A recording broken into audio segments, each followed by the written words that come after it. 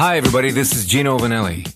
You're listening to Rainbow Country with Mark Tara.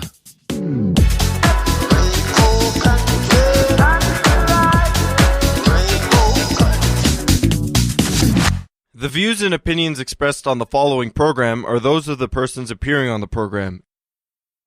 Today on Rainbow Country, Broadway Veterans, actor, dancer, teacher, Stephen Hanna, and Broadway actor and life coach, Bret Shuford. Join me to talk about their online LGBT platform, Broadway Husbands, as well as being new parents and how they're navigating this queer new world. All that and more on episode 312, so stay tuned for Gay Talk Radio right here on Rainbow Country. Hi, this is Emily Saliers from Indigo Girls. Hey everyone, this is Chris Harder, porn star, burlesque performer, and the creator of Porn to Be a Star.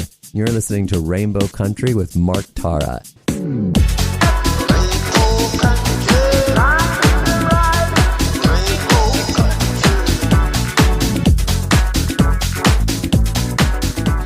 Well, hello and welcome to a brand new journey through Rainbow Country.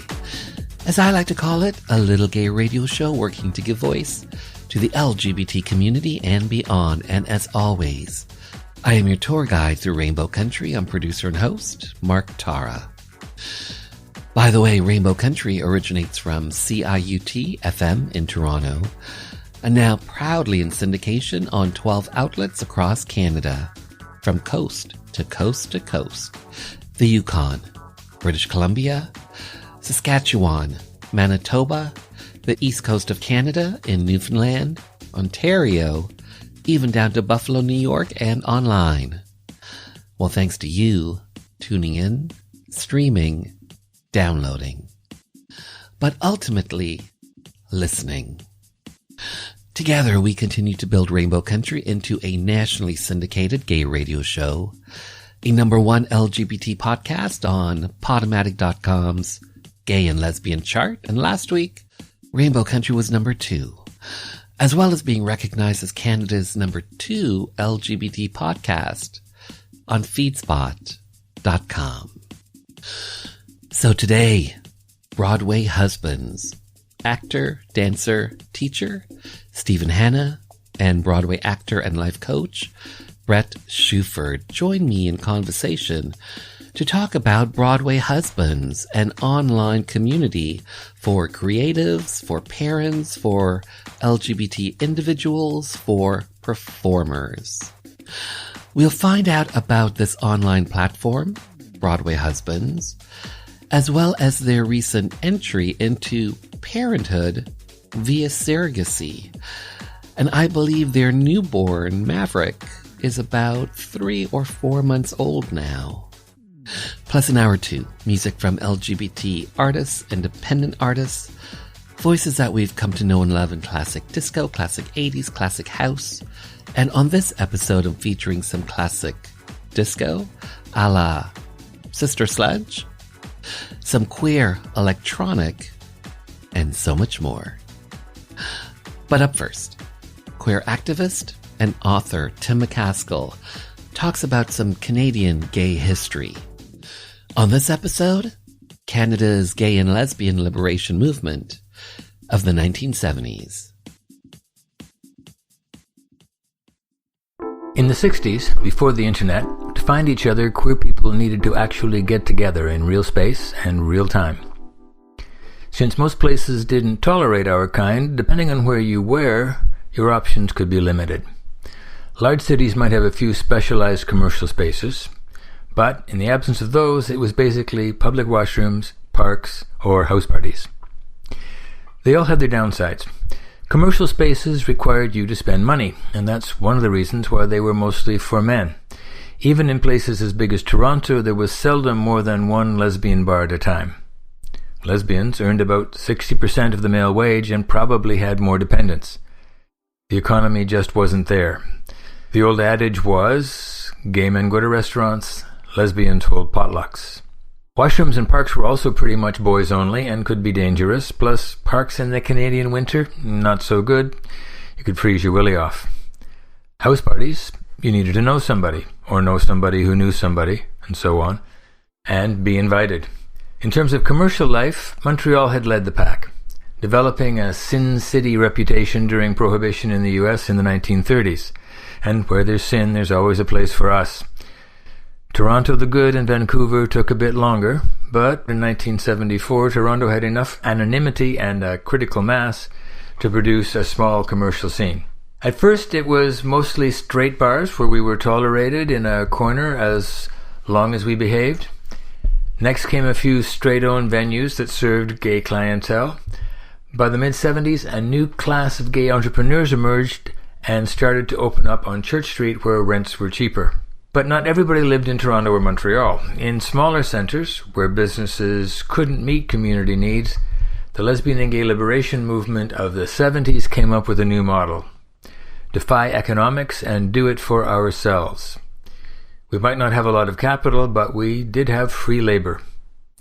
For example, the Lesbian Organization of Toronto established a non-profit community centre in a ramshackle old Victorian house in 1977. It held dances and brunches and drop-ins and provided meeting spaces and a coffee house and hosted a phone line for a whole generation of women. Loot, as it was known, was following a strategy already developed elsewhere. In Saskatoon, the Zodiac Friendship Society opened its community centre in 1973. Edmonton and Calgary soon followed suit. HALO, the Homophile Association of London, Ontario, started in 1974, and the Halifax Gay Alliance for Equality first began running dances in the Turret in 1976, and later turned that into a community centre. By the end of the decade, there was a network of lesbian and gay groups providing community spaces in dozens of medium-sized centres across Canada, volunteer-run and community-controlled. This is Tim McCaskill, a gay liberation dinosaur from another planet and author of Queer Progress.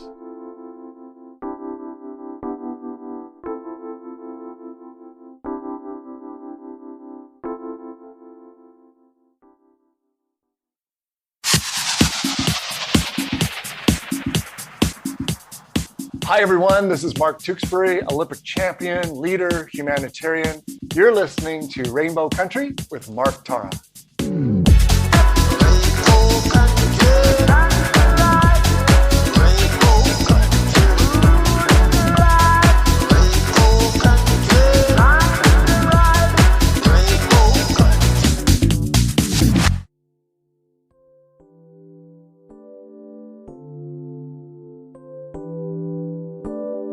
Stephen Hanna, hi, how are you? Hi, I'm good. How are you? That makes two of us. I'm good too. What's going on? Oh, just doing having a little conversation with yourself and with Bret Shuford. Hi, Bret. Hi, I'm so happy to be here. Thanks for having us. You are more than welcome. Thank you both for being here to have your voices, your stories be heard by the LGBT community and beyond, especially to talk about Broadway Husbands. Bret, let's start here. Broadway Husbands, this name, this moniker, how did this name come about originally? Let's start there. Well, we were both working on Broadway for a significant amount of time, and it was really fun and really we were newly dating, and we could do this thing where we could walk each other to our stage door and meet each other between shows and have dinner, and it was it was my gay dream come true. Sounds romantic. It was exactly what I envisioned my life being when I was like a kid. I wanted to be in New York, I wanted to be on Broadway, I wanted to walk out the stage door, and I wanted to be married to some beautiful hunky guy. Boom. And that's so sweet of you. And I was making a lot of content because I was always very social media just savvy. I love creating content. I love I'm very curious just by nature. So, one of the things I was doing consistently was on YouTube. It's like 2015.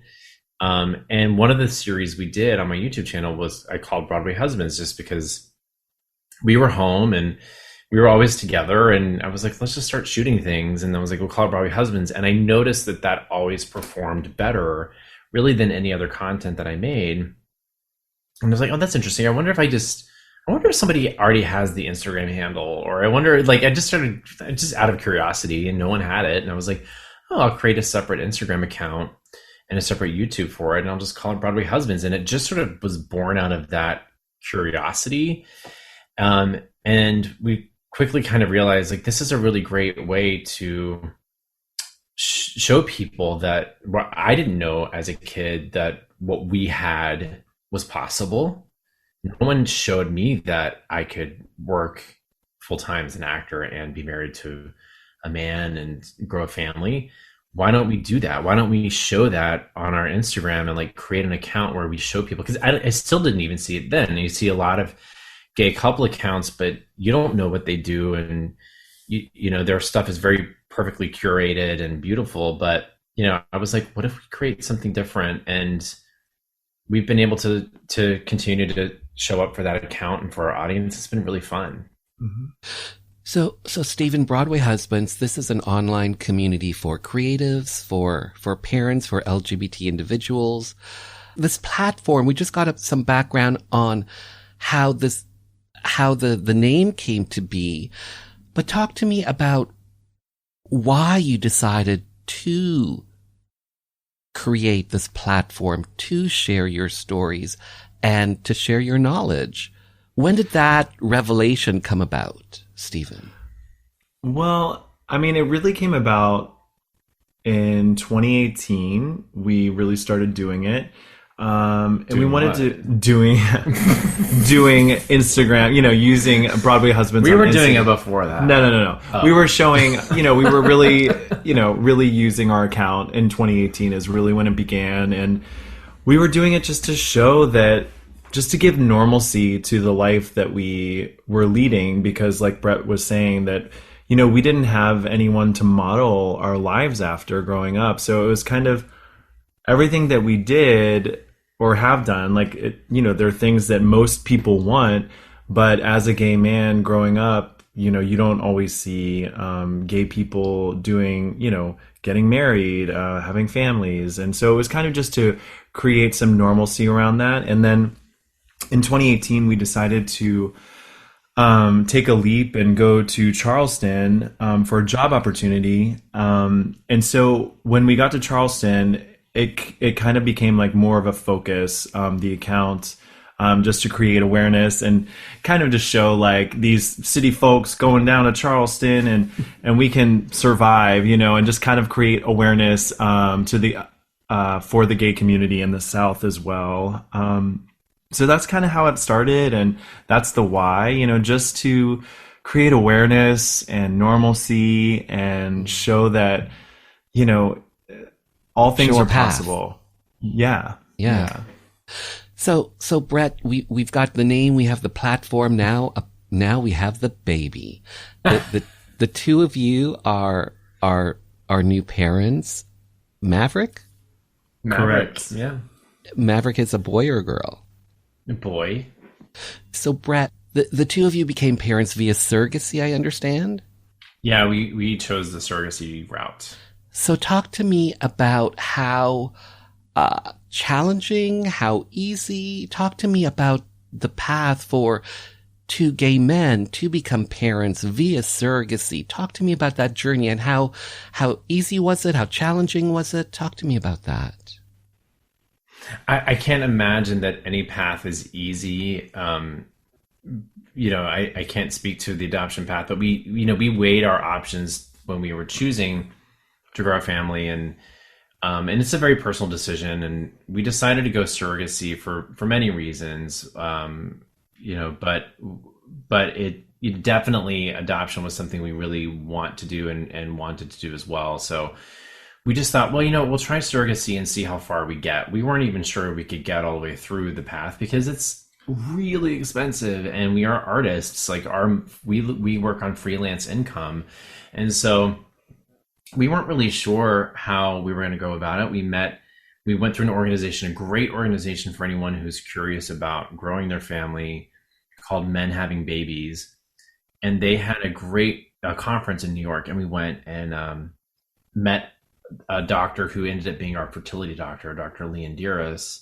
And in meeting him, I was like, yeah, I just don't know that we can afford it. You know, it only seems like people who, you know, who are TV stars or, you know, lawyers or lawyers, like really or wealthy people Wall can Street afford to do people, surrogacy. And he was like, don't let that be the reason you don't do this. Like, if you want to have a biological child, if you feel like that's an important thing, then there's ways to do that. And he's like, you don't have to come up with the money up front. You can do it piece by piece and just start with the simplest step, which is, for us, it was getting our sperm checked, which you can do, your insurance will cover. That's pretty much the only thing that's on surrogacy that insurance will cover for two men. That's right. But just by doing that, just knowing if we had good swimmers, like before we could even try to do it, was like a great first step, right? Yep. And then we were able to then, you know, I think a year later, make the embryos, and that was a second step. So we did it kind of piecemeal. I think what a lot of people do is just go to an agency and pay a big lump sum, and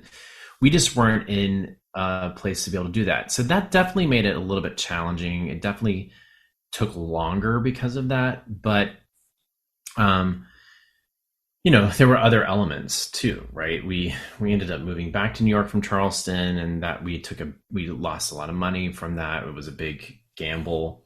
And then the pandemic hit. So everything just kind of kept delaying it, which was hard. And we also had a miscarriage at one point from the first embryo transfer, and that was really depressing and hard. And, you know, so there were all these elements that happened, but I don't know if it's because we've been in theater for so long, we know how to be persistent and not take no for an answer. And we just kind of went for it. But we finally got there. It just took us 4 years. Mm-hmm. Bret, did you always want to be a parent? You know, I don't know that I always wanted to be a parent. I do remember, sounds horrible. Oh my God. I do remember when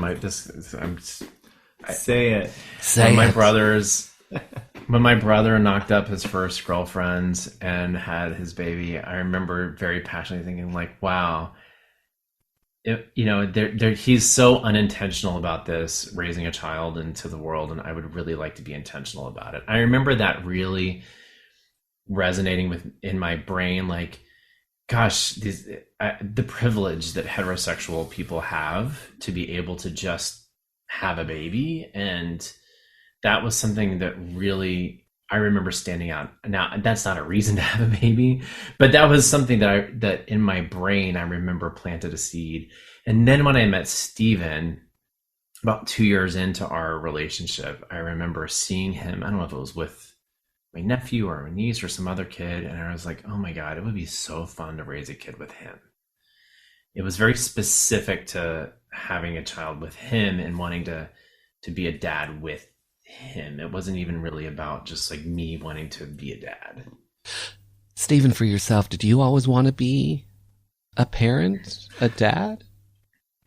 Yeah, you know, I think it's interesting hearing Bret talk about it. I think when I was much younger, like, you know, like eighth grade, maybe a little bit older, my mom worked as a nanny. So I was around a lot of the kids that she took care of over long periods of time. And I can remember the first little boy that she took care of, I like was there when he walked, because I was like off for the summer. So I was around a lot and I got to spend a lot of time with him. And so like in that kind of process, I can remember feeling comfortable and like, I don't know that I wanted to be a parent, but it was definitely something that I really liked to be around kids and babies, and I really enjoyed it. I think that as time went on, you know, being gay, I don't think I really saw it because I didn't see other men having babies. So I think it was just one of those things that I kind of just pushed away, you know. And then when Bret and I, you know, got married, I think that then it became clear that we could have a baby together, and it was definitely something that I wanted to pursue for sure. It's one of those things where, like, I think as a kid, yes, it's something like I knew that I wanted just because it was modeled in front of me all of the time. I think that that's part of it. And I think that it also is inside of me also. But then, you know, once I got older and more things were revealed and, you know, I found somebody that I really loved and was married to, and, you know, it became clearer. But yeah, so I would say yes. I mean, I've always wanted to have a family. I didn't think that it was possible though. Growing up, Stephen, did you think that you would be able to be married to the man of your dreams? Growing up, did you think you would be able to be in a same-sex marriage? No, definitely not. Yeah, I mean, it just, even as I was like in my young, even when I was in my my early 20s, I still don't think I really thought it was possible because I didn't really see a lot. Maybe there were, and I just was not aware of it because I wasn't looking to be married. But I just didn't see a lot of married men, and it also wasn't legal, right? I mean, every state has different laws or had different laws. And it wasn't until there was somebody I worked with, he got married to his longtime partner. And that was kind of the beginning of me realizing like, oh, this is possible. And then a couple years later is when I met Bret. And I think that our relationship quickly, I wanted it to be that, you know, I wanted it to be long-term. And if marriage was legal and possible, I wanted it to be that, you know, but it wasn't something that I was definitely, I didn't think was possible because again, it's just like, for whatever reason, even if it was out there, I didn't see it, you know, for a long time. So. And on that note, we will return after this Rainbow Country update.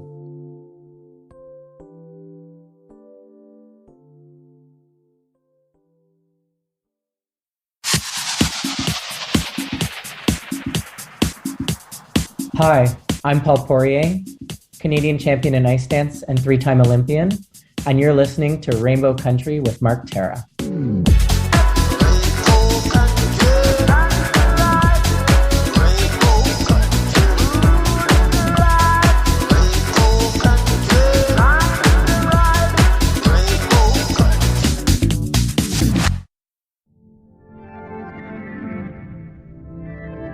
Our Health, a Canada-wide 2S LGBT QQIA+ community survey, is looking for your involvement.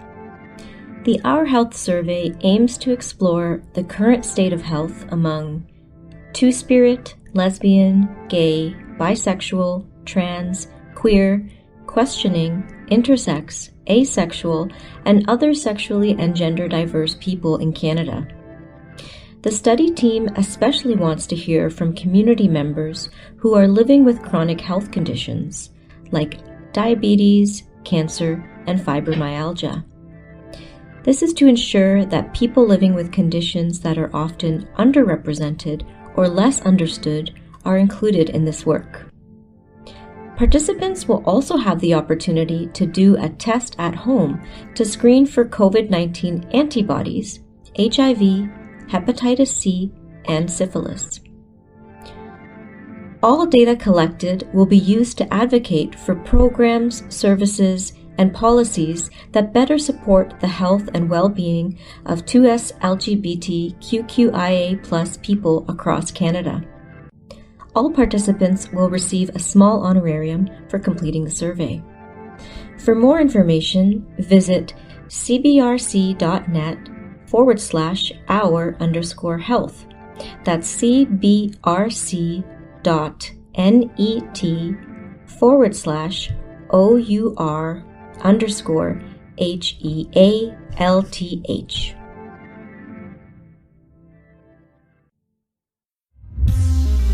Hitmakers is a full-service, award-winning record label and social enterprise based in Iqaluit, Nunavut.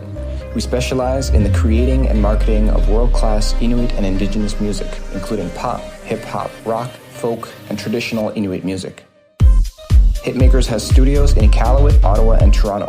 The label currently works with more than 20 Inuit and Indigenous artists, and we represent and promote many more.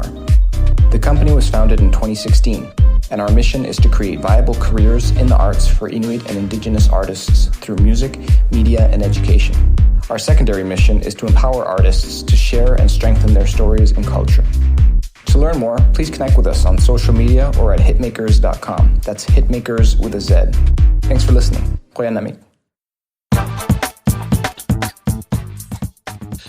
So I wanted to take this time to give some shout outs. So shout out to Alorius Kane, who listens to Rainbow Country on CKCU FM in Canada's capital, Ottawa, Ontario. Alorius Kane says, quote, "Always so very informative and uplifting!" ! Alorius Kane, I have to say thank you so much for listening, and thank you so much for the kind words. Another shout out to Sarajini, I hope I'm saying that right. Sarajini from CHMR FM in St. John's, Newfoundland. Sarajini says, quote, "I'll definitely be listening to the podcast. Mark's the bomb." By the way, Sarajini has a show on CHMR FM called Caribbean Connections. Check that out. Now back to my one-on-one with the Broadway husbands.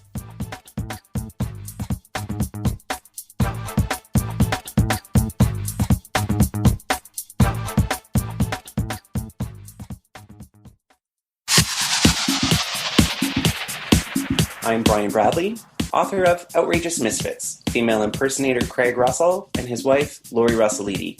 You are listening to Rainbow Country with Mark Terra.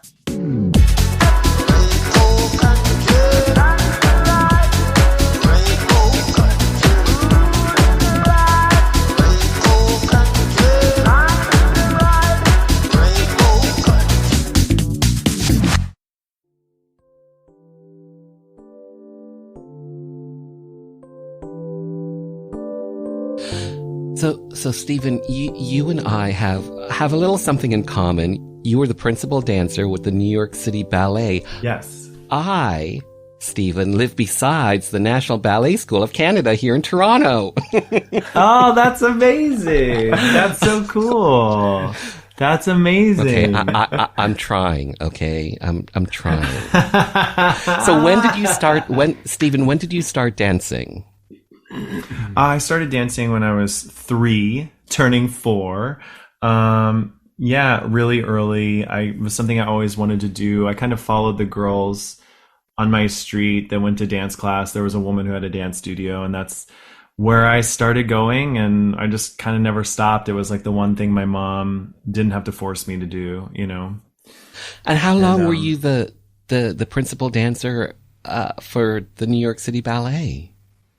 I danced at the New York City Ballet. Yeah, I was, well, there are many principal dancers there, but I danced there from 1997 until 2010. So I was a soloist in 2004 and a principal 2005. Wow. Is when I was promoted. Yeah. What character or ballet was the most challenging for you, would you say? I mean, most are pretty challenging. I always say there was like a lot of things I really liked to dance. I always really loved dancing the Stars and Stripes pas de deux. And there was one thing I really, really loved to dance, which was called Elegy, which was the first movement of Tchaikovsky's Suite No. 3. And I really enjoyed it just because it wasn't very stressful and you were barefoot and there was just a lot of drama and you danced with a lot of girls with their hair down and you just kind of like chased after them. And so, yeah. Yeah. So, Bret, you are an actor. You are a Broadway veteran, Beauty and the Beast, performing on The Great White Way for yourself. Bret, what were those years like? What were those experiences like for you, looking back? Oh, man. It's interesting. I think that it shifted pretty drastically over the 20 whatever years because when you're so green, like when you're from Southeast Texas and you have this dream of just getting out and being in New York City, you're sort of, and I think that I see this in a lot of young people who pursue careers in theater. It's like you're very tunnel vision and you're kind of like, you're willing to settle for like really shitty living conditions. And like, so I remember like, you know, because New York is expensive, and you know, when you're young and you're not making money and you're trying to be an actor, it was like, it was personally like very challenging, but you just didn't know what you didn't know. And so I remember when I first like got my first Broadway show, I remember being like so excited and thinking like, oh, it will be like this for the rest of my life. I will just go from show to show to show to show, which is not the way it works. And I remember it was after that I got Beauty and the Beast, and I had seen Beauty and the Beast on Broadway in high school. And I had a really cool full circle moment. Steven and I had started dating. We were both like in our mid-20s, so, you know, looking really good, tight bodies, you know, all of that. And I was like, it was like the dream, you know. And I remember taking a bow on stage at Beauty and the Beast and sort of seeing myself, like 15, in the audience, and just going, wow, this is the person I always wanted to be. And I never thought it was possible. I grew up in a home where everything was sort of cynical, right? It was like, what you're trying to do just is a dream. It's not real. Like, no one really believed me. They thought it was all kind of a hobby, right? And then to see myself on stage making money, doing what I love, it just made the impossible feel possible. But then from there, you sort of go, okay, well, now I have to have a life. Now I have to do something outside of the show that's fulfilling, because I've achieved, like, you never think past that moment of, once you achieve that goal, what's next? I never thought past that moment. It was like, I just needed to be on Broadway. And then I got to Broadway and I was like, well, now what? Right. And I think that's something not a lot of people think about. And I think and I notice a lot of people kind of hit that wall as well. It was like, well, this is it.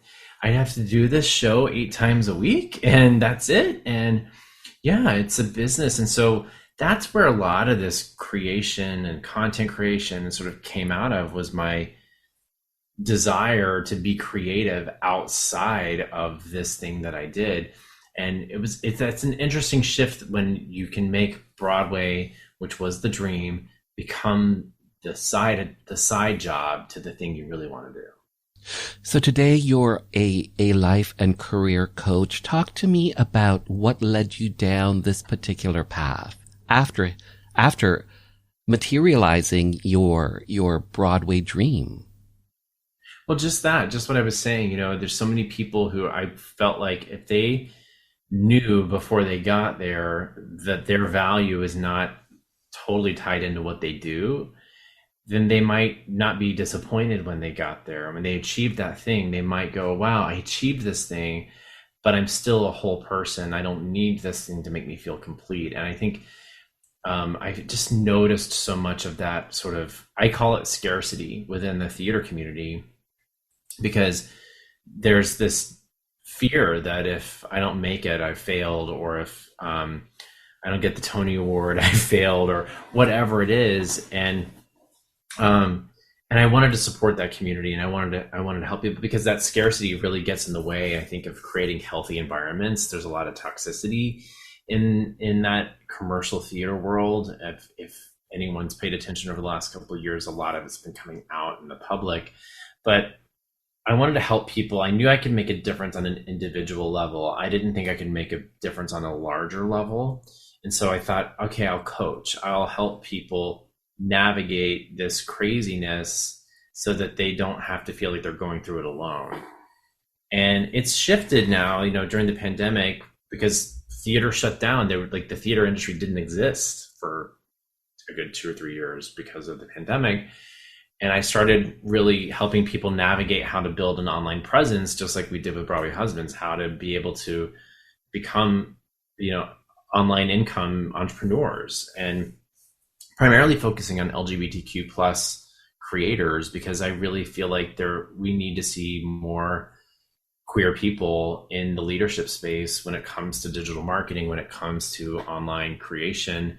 And I really want to help. I want to help amplify that community.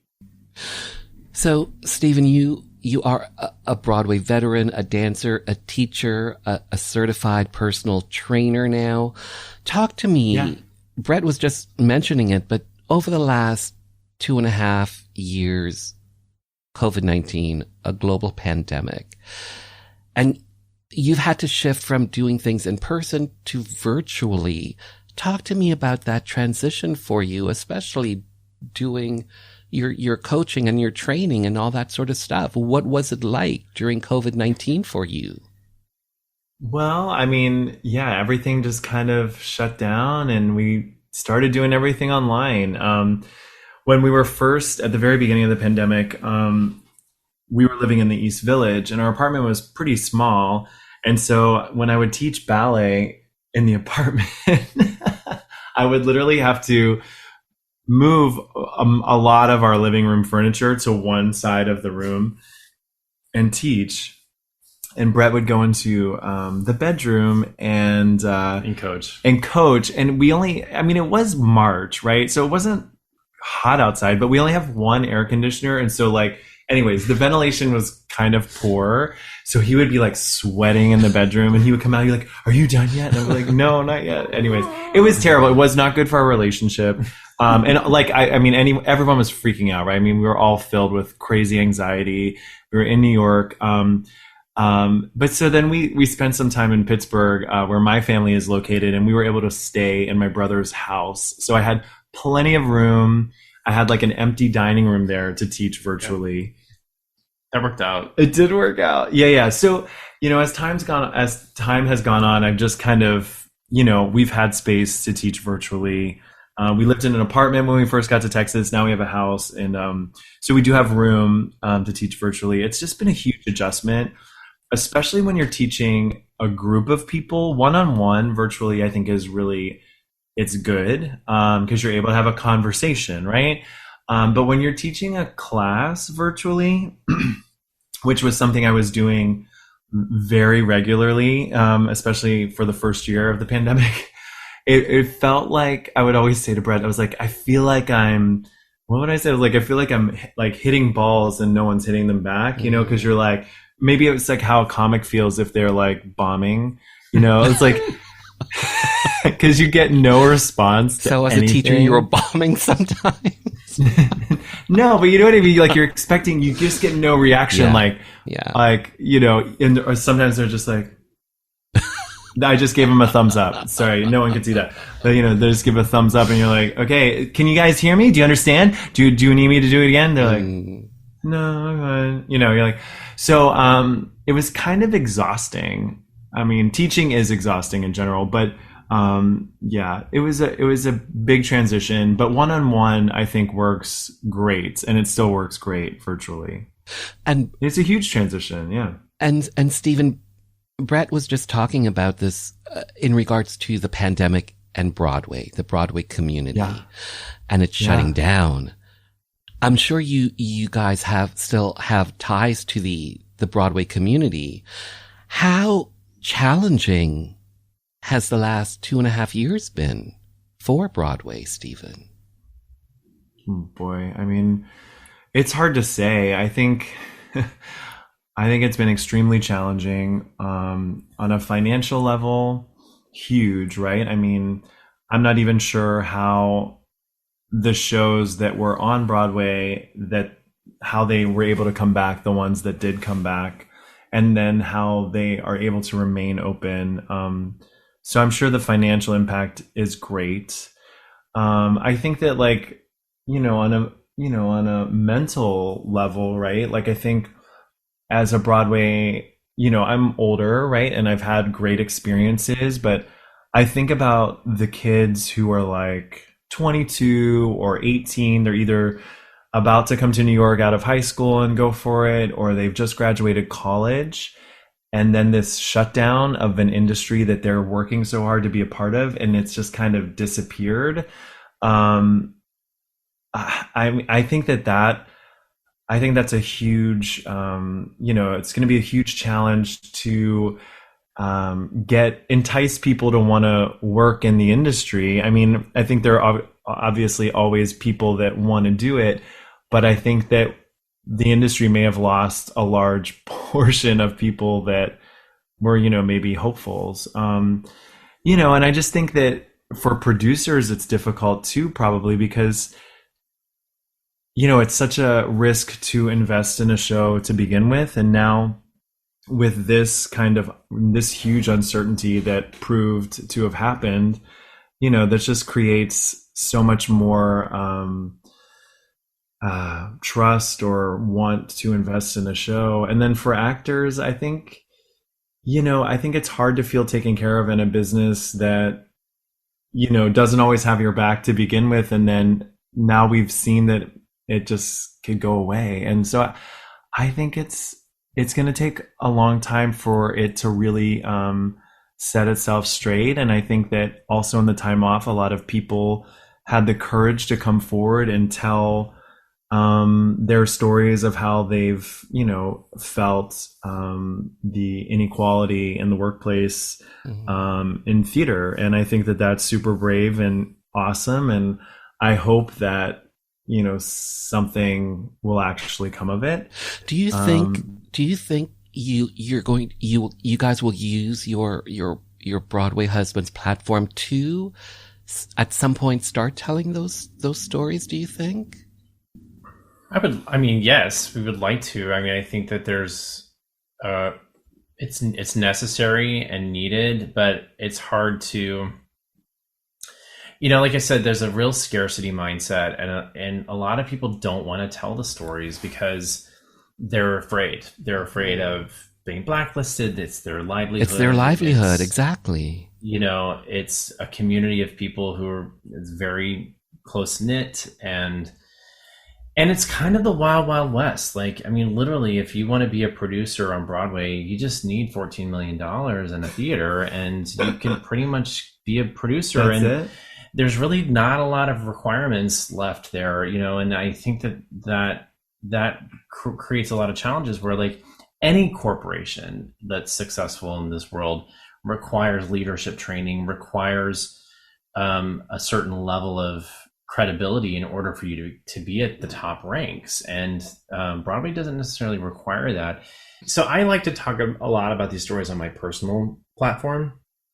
With Broadway Husbands, the goal really is to be a positive influence of supporting the arts. Ultimately, what I would love is for our platform to make it really cool for people to go to the theater, art museums, opera, just like, they go shopping at, or go to Coachella, right? And I think that's really Broadway Husbands to me is really, I want it to be a positive place where parents feel like their kids can see our content and not be afraid to say, this is what a same-sex family family looks like.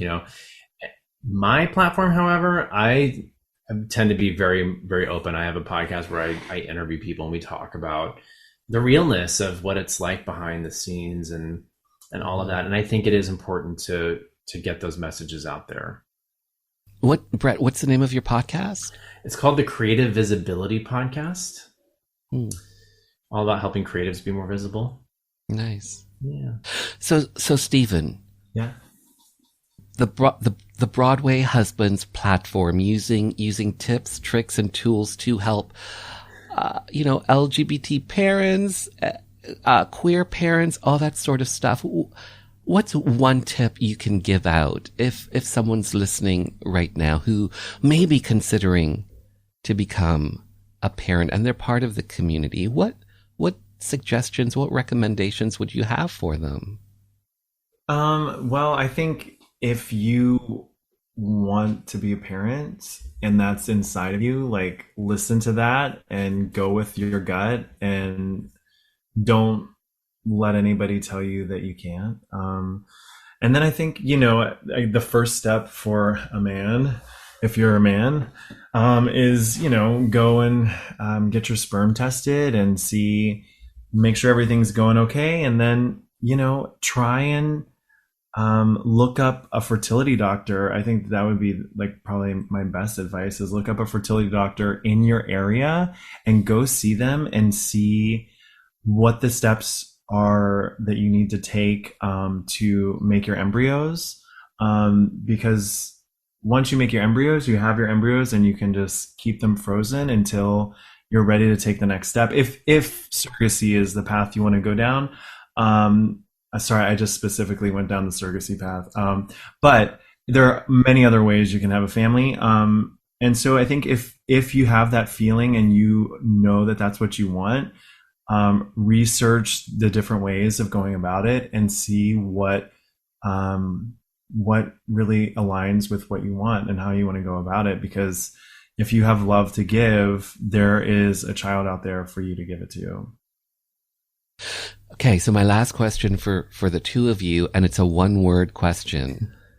So Stephen, I'll start with yourself. How has Maverick evolved your life in one word so far? Since he's been here. In one word? Oh my Sure. God. You evolved my life. He has made me, oh God, there's so many things. I guess I would use the word like melted. He's melted me in so many ways. Like I'm very tired and I'm also I'm so much softer and like, yeah, I would use the word melted. That's a great word. Yeah, he's melted me. Yeah. And Bret, for yourself, how has Maverick in one word helped to evolve you?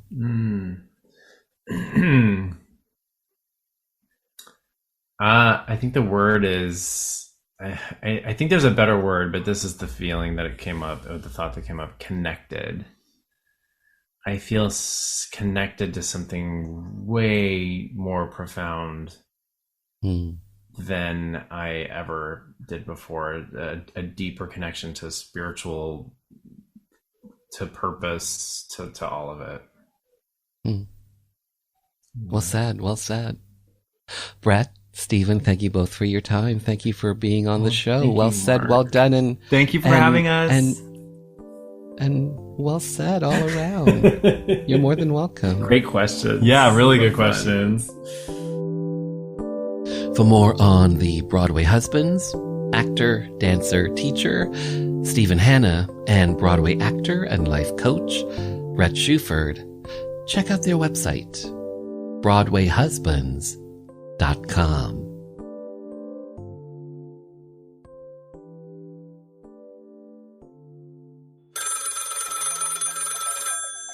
Phone rings. I got a message from the mayor. He's going to call me back the next day. I get the call, and he said, if you'd accept, we'd like to honor you with the key to the city. There was an event later that year in May. Just a key, right? Like, key to what? A decent job, a good singing career. It's really a metaphor, but it's history. So a reporter wants to talk to me and says, well, so it's a key, right? Like, what's the big deal? He says, well, not everybody gets the key. So I looked it up, and I guess it is kind of a big deal. The date, May 17th, 2018, when trans activist Susan Gapka made history by becoming the first trans woman to be presented with the key to the city of Toronto. By the way, past recipients include Rush and the Raptors. Hi, I'm Cameron Bailey, Artistic Director and co-head of TIFF, the Toronto International Film Festival. You're listening to Rainbow Country with Mark Tara.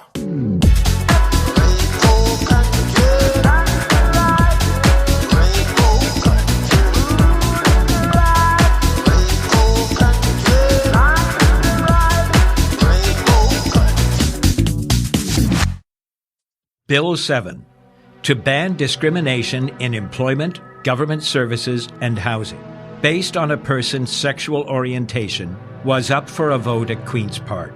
Most NDP and Liberal MPPs supported the bill. But without some progressive conservative legislators' backing, a divisive split could rack the province. 4 PCs decided to break party ranks to vote with their conscience and support Bill 7. Cabinet Minister and MPP Dennis Timbrell did it to show solidarity for his beloved brother, the well-known drag queen Rusty Ryan. And for me, a gay politician who was not yet out, I had to take a stand. We were known as the Gang of Four. I'm former Cabinet Minister and MPP Phil Gillies. The date, December 2nd, 1986, when LGBT rights came to Ontario. Hi, my name is Joanne Vanicola, and I'm an actor and a writer, and I was first on Rainbow Country with Mark Tara on discussing the massacre at Pulse Club in Orlando. I realized how important it was for our community to have a radio station, specifically for our issues, to talk about people in the LGBTQ community and to provide an outlet for our stories, to discuss our politics, culture, and give voice to the issues that matter to us. And of course our artists and the things that we do globally and talk about culture. And without people like Mark Tara providing a space for this with a radio show like this, then we wouldn't have that voice. So support, tune in. Thank you.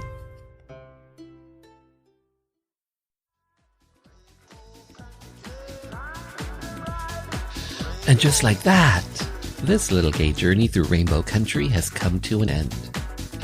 For the full 2-hour episode, simply head over to marktara.com where everything is connected and hit the archives banner. To keep up to date with the show, follow me on socials at Mark Tara. The podcast is available on all major platforms, including audible.com and iHeartRadio. And finally, I want to take this time to thank you for taking your time to be with me. Remember, despite all the craziness in the world these days, stay true to this.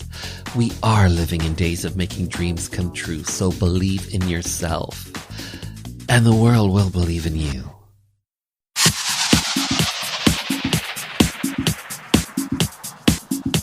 Hi, this is Police Constable Danielle Botno, also known as LGBT Cop, and you're listening to Rainbow Country with Mark Tara